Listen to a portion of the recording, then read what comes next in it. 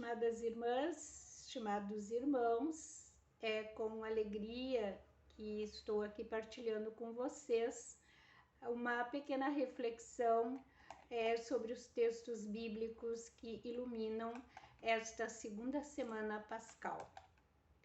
São eles: o livro dos Atos dos Apóstolos, capítulo 2, versículos 42 ao 47, a primeira carta de Pedro, capítulo 1, versículos 3 a 9, o Evangelho de João, capítulo 20, versículos 19 a 31, e o Salmo 117. Ainda vivemos, claro, a alegria maior, a reafirmação da ressurreição, através da memória vivida por nós no domingo que passou, em uma celebração repleta de poesia e sonho. O sonho de Deus para nós. A morte é vencida. Nos domingos depois da Páscoa, a liturgia nos põe em contato com a primeira comunidade cristã. Assim, no alongamento deste segundo domingo, a liturgia nos proporciona vivenciar os acontecimentos imediatamente pós-ressurreição, em que vemos Jesus vindo ao encontro de suas discípulas e seus discípulos. Este povo é mencionado como reunido por 2 vezes, conforme o texto do Evangelho. E isso nos ajuda a construir uma plasticidade impressionante de como Jesus se faz companhia na vida dos discípulos de hoje, de nós, né? E também como se fez companhia naqueles discípulos daquele tempo, os primeiros.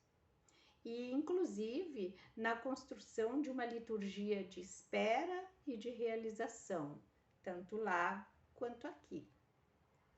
A primeira leitura dos Atos nos apresenta o ideal da comunidade cristã. A comunidade primitiva dos cristãos de Jerusalém, em que é enfatizada especialmente a comunhão de bens. Aqui vemos a força do testemunho, essa comunhão tão profunda, bem como os prodígios operados pelas apóstolas e pelos apóstolos posteriormente, serviam de testemunho para os demais habitantes de Jerusalém, testemunho diretamente ligado à vida e que certamente teve sua eficácia assegurada. Essa leitura é, portanto, mais que um documento histórico sobre os primeiros tempos depois da Páscoa.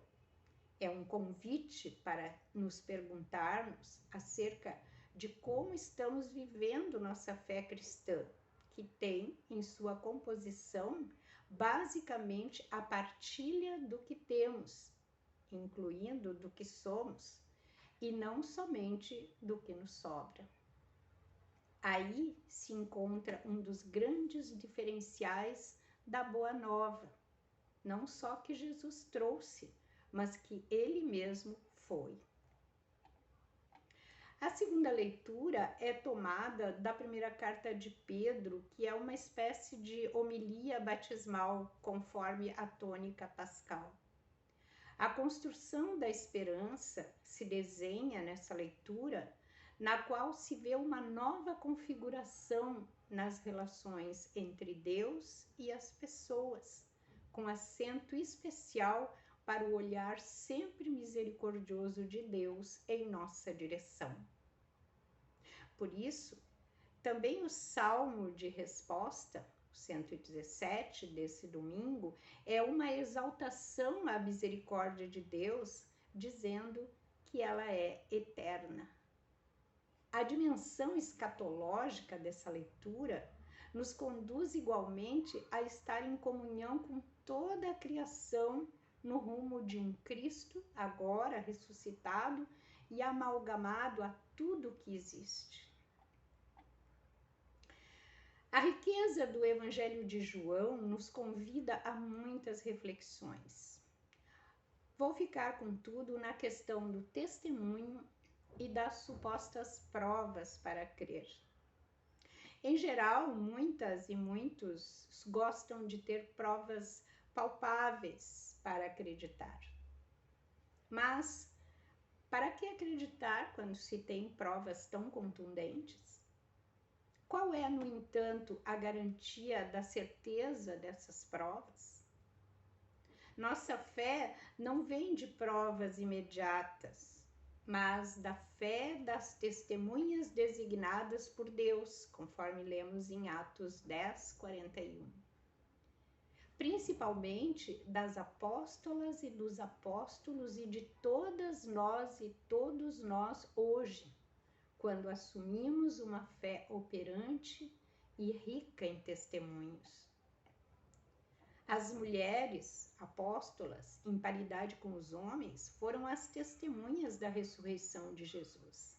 Na verdade, uma mulher foi a primeira.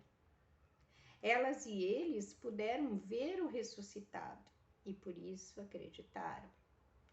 Como nos relata o Evangelho, Tomé foi convidado por Jesus a tocar nas chagas das mãos e do lado.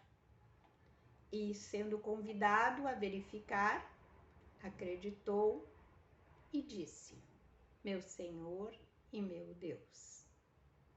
Nós não temos esse privilégio. Cremos sem ter visto, conforme lemos em João 20, 29. Para que isso, porém, seja possível, os apóstolos nos deixaram os evangelhos, testemunho escrito do que eles viram e da fé no Cristo e Filho de Deus que abraçaram. Jesus de Nazaré, o Cristo descrito nos evangelhos, é visto com os olhos da fé dos apóstolos. Um incrédulo possivelmente o veria diferente. Dessa forma, nós cremos em Jesus como os apóstolos e as apóstolas o viram. Acreditamos na fé dessas pessoas e da igreja que nos deixaram um testemunho. Então, a nossa fé não é coisa privada, é apostólica e eclesial. É a igreja em saída e ativa, compromissada com o Deus de Jesus Cristo, terno e misericordioso. As primeiras cristãs e os primeiros cristãos se faziam igreja de forma material, entregavam seus bens para que a igreja os transformasse em instrumentos do amor de Cristo. Portanto, crer não é somente aceitar verdades, é agir segundo a verdade do ser discípulo e seguidor de Cristo. Segui-lo é viver como ele viveu. É inútil querer verificar e provar nossa fé sem passar pelas apóstolas e pelos apóstolos, pela corrente de transmissão que instituíram a igreja. É impossível verificar por evidências fora do âmbito dos evangelhos a ressurreição de Cristo. Ora, o importante não é verificar o modo, do mesmo modo como Tomé o fez, mas verificar e viver o sentido da fé que as apóstolas e os apóstolos, incluindo Tomé, transmitiram.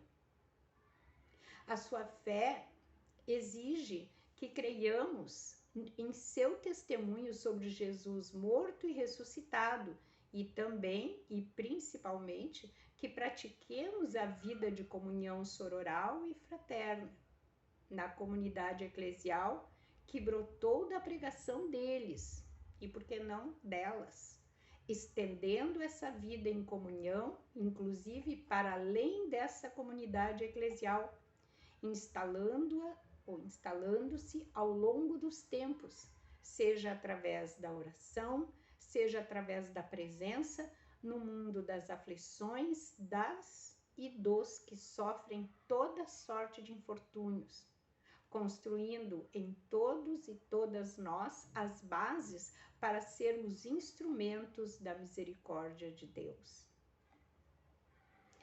Num tempo de grande individualismo como é o nosso, essa consciência de acreditarmos naquilo que as apóstolas e os apóstolos acreditaram é imprescindível. Delas e deles recebemos a fé, e na comunidade que elas e eles fundaram, a igreja, nós a vivemos. Então, por isso mesmo, é tão importante que essa comunidade, por todo o seu modo de viver o legado do ressuscitado, seja digna de fé. Que neste domingo da misericórdia, nosso coração possa se tornar de carne para refletir mais e mais a misericórdia do Pai em direção às e aos que nada têm, aos que passam fome de tudo, que são execradas e execrados, desprezadas e desprezados nos cárceres, feridas e feridos, assassinadas e assassinados. Que sejamos esperança. Amém.